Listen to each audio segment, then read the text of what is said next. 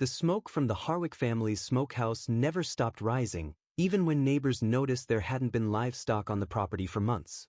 This wasn't just another mountain tale, it was about desperation and revenge in one of the most remote corners of America. The year was 1847. Deep in the Blue Ridge Mountains of western Virginia, the Harwick homestead stood hidden in a valley, far from any settlement. Marcus Harwick built his wealth on three things: moonshine, isolation, and enslaved labor.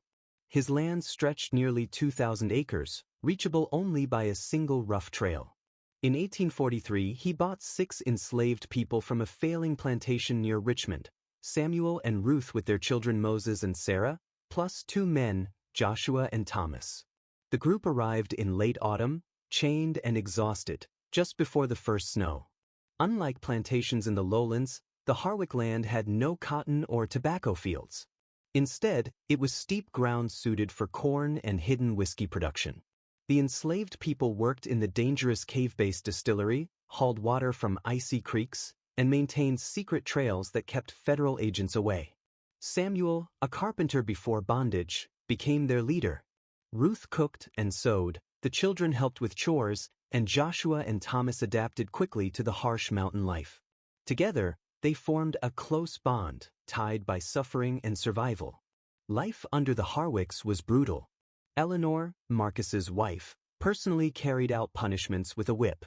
Their eldest son David was cruel and inventive in torment, while William and James enforced control without question. The smokehouse was central to the homestead, built strong from stone and oak, used to preserve deer, boar, bear, and traded livestock. Local settlers whispered old Cherokee stories about that valley, once called the Hungry Valley, said to be cursed. By the winter of 1846, tensions had reached their limit. Escape was nearly impossible. Towns were far, winter roads impassable, and Virginia's slave laws unforgiving. Still, Samuel studied routines carefully, noting keys, feeding schedules, and weak points. He saw the smokehouse as a crucial spot. It held tools that could be used if the time came. What Samuel didn't know was that the Harwick family was also watching him. They saw his tests of doors and whispered talks with the others. Both sides were preparing, though for very different reasons. By February 1847, the stage was set for a clash that would turn their isolated hollow into something far darker than a ghost story. Marcus discovered Samuel's plan when he found a map, food, and stolen items hidden under floorboards. Eleanor sharpened her knife and called Samuel's rebellion proof of weakness. David planned to hang him in the smokehouse as an example, leaving his body for all to see. But Samuel and the others had been planning too, learning from both experience and the stories of survival passed down by those who came before. That winter night, when the dogs were silent and the air was freezing, Samuel and his group put their own plan into action. Ruth had studied Eleanor's routines, Joshua and Thomas prepared tools, and young Moses mapped the family's sleeping quarters. Ironically, both the Harwicks and the enslaved workers had chosen the smokehouse as the place of execution. At midnight, Samuel slipped out through a loosened window, reaching the smokehouse before Eleanor's nightly inspection. He hid in the shadows, joined by Joshua and Thomas, while Moses stood guard outside. Ruth stayed with Sarah, ready to cover with an alibi. When Eleanor entered, torch in hand, Samuel struck. The fight that followed was short but fierce, changing the enslaved people from victims into something entirely new. That night, the smokehouse became more than a place for preserving food. It became the center of a struggle for survival, justice, and freedom.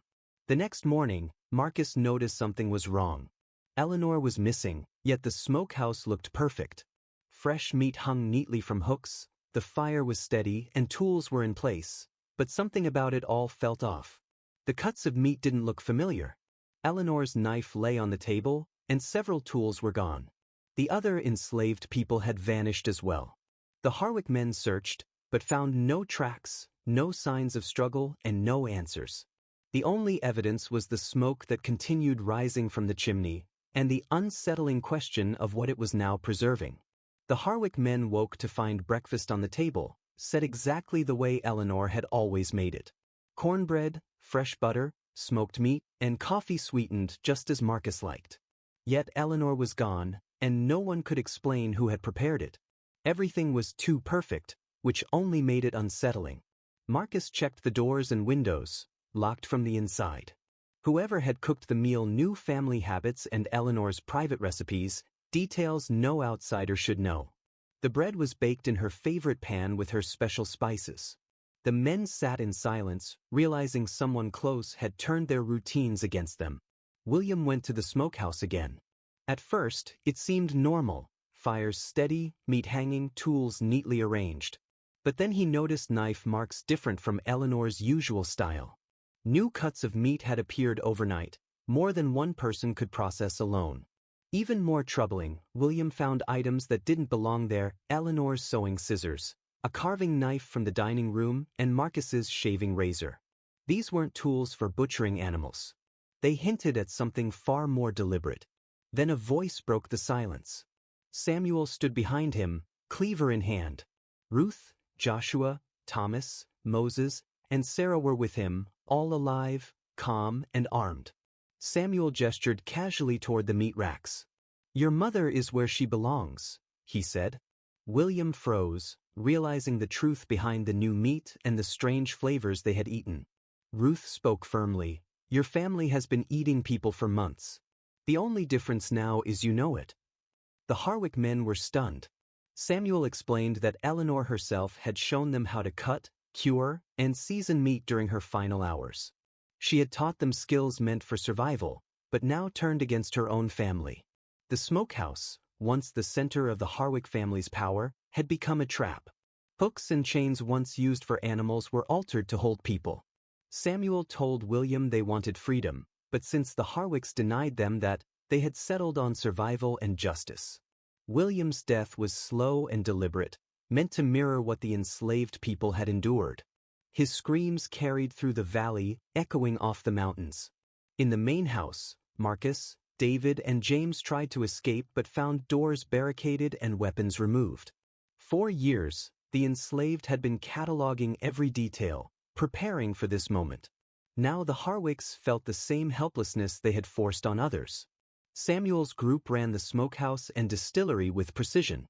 Joshua and Thomas kept the curing process going, Ruth managed recipes, and even the children helped maintain fires. Their operation grew stronger, not weaker. To outsiders, it looked like a thriving farm. When a traveling preacher passed by, he saw smoke from the chimney and assumed the family was well. In reality, the power structure had flipped entirely. The Harwick men were kept alive only until their knowledge, trade routes, contacts, and secrets was fully taken. Ruth used Eleanor's recipes, turning the homestead into a thriving business that fooled outsiders. By spring, Samuel posed as a freedman, and the land became known as the Freedman's Place. Years later, Martha de Lacqua revealed the truth, recalling Samuel's family before they vanished north to freedom. Still, the valley never forgot. Locals whispered of strange smells and sounds from the smokehouse ruins, and historians later confirmed evidence.